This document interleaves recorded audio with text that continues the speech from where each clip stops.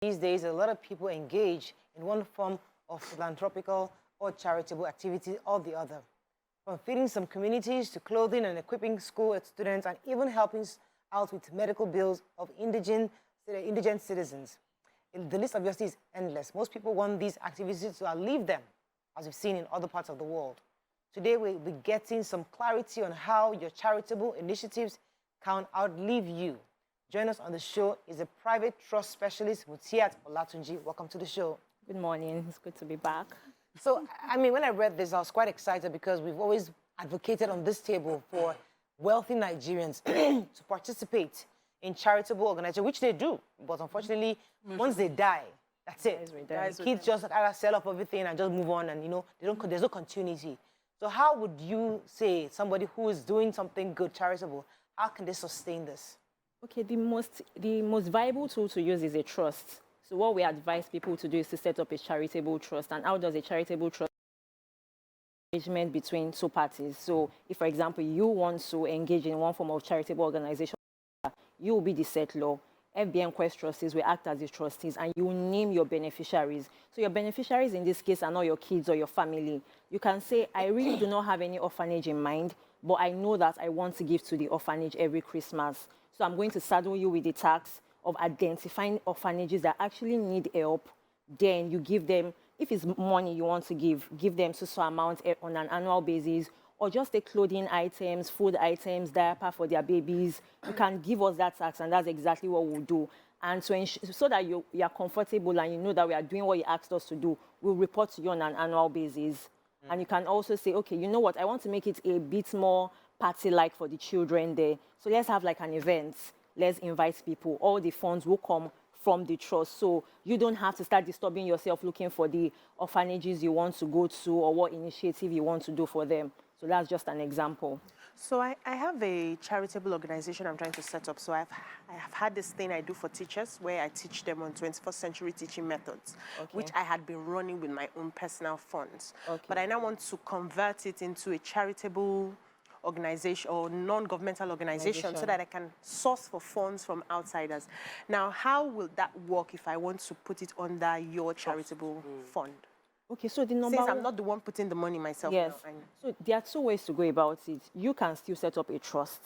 When you set up a trust, it takes the burden of you incorporating the NGO away from you.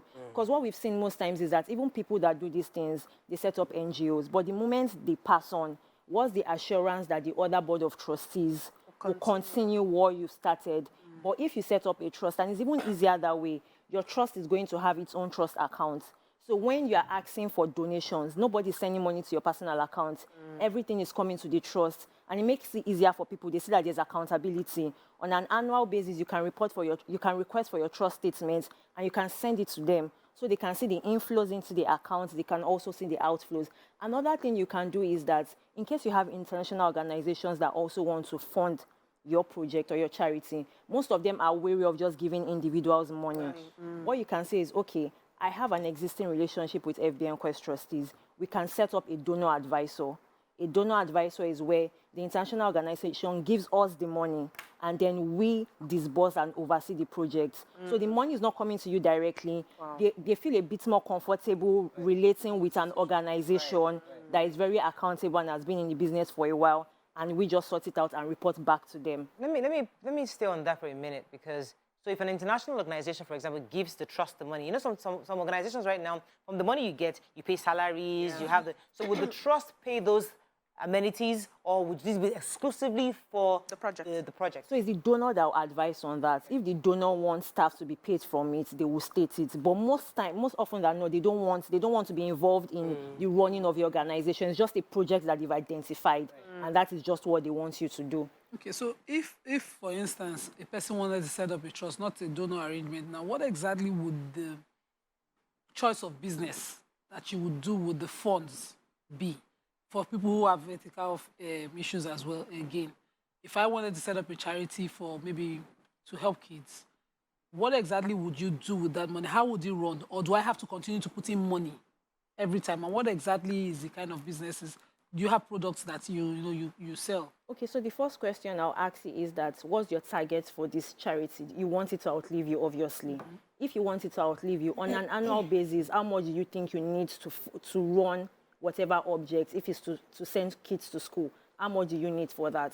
With that projection in mind, you can start making monthly, quarterly, or even annual contributions to the trust. The funds in the trust don't just sit, they are invested.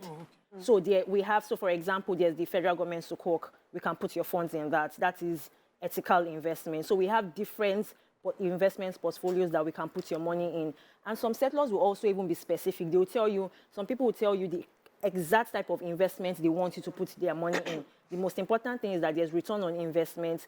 And for as long as you continue to make contributions into the trust can still live for a reasonable amount of time after you pass, once it is well funded.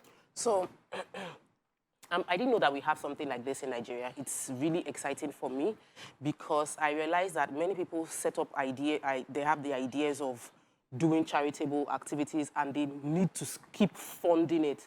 But with a trust, because I read about the Carnegies and the Ford Foundation and why they are sustaining it is because they had a trust. So they put this 1 million, whatever, into a trust and the money keeps growing. So you are actually doing your charitable activities with the interest and not really the capital. With the capital. Please, can you break that down? So what is the money you can put in and like how much would the interest be? Would it be enough to sustain a little project consistently over time?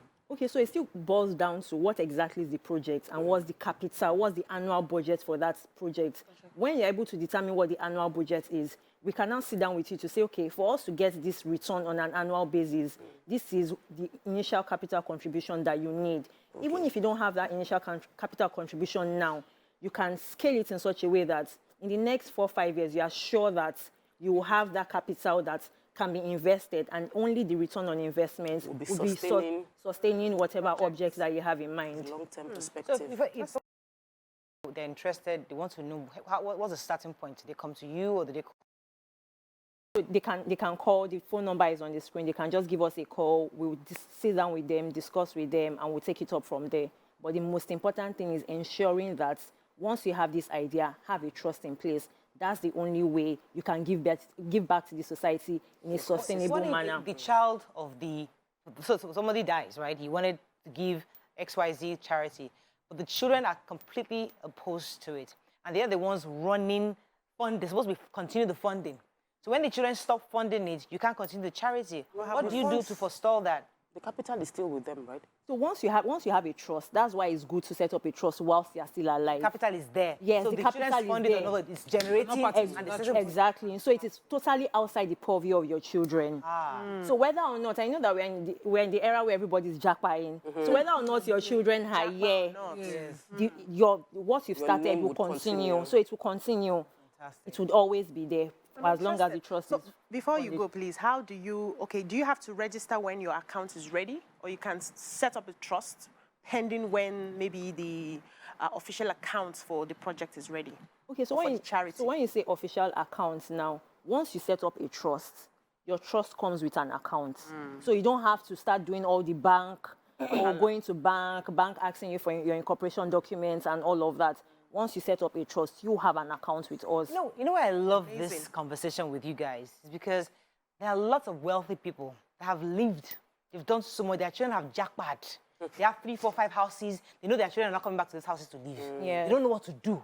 So if they come to you, for example, if they sell off the houses, half the fund, deposit it with They don't even have to sell off the houses. That's the good part. They don't have to sell off the houses. You can move the assets to the trust. Yeah, so and so that the rental income just continues to fund the trust. There are several options. There actually is lots of because options.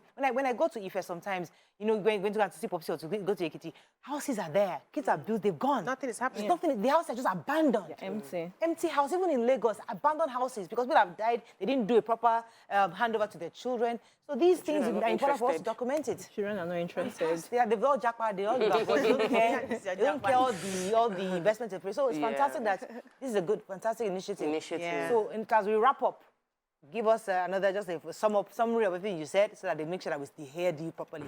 Okay, so I'll start by saying that we all need to start actively thinking of giving back to the society. That's the only way we can ensure that our legacies outlive us. And that's the only way we can sleep well at night, knowing that you've done something God has blessed you and you've given back to your society. And the best way to do that, to ensure that all of these things outlive you, is to set up a charitable trust. So reach out to us at FBNQuest Trustees so that we can assist you in putting a proper structure in place for you to give back to the society now that you're alive and even when you are no more.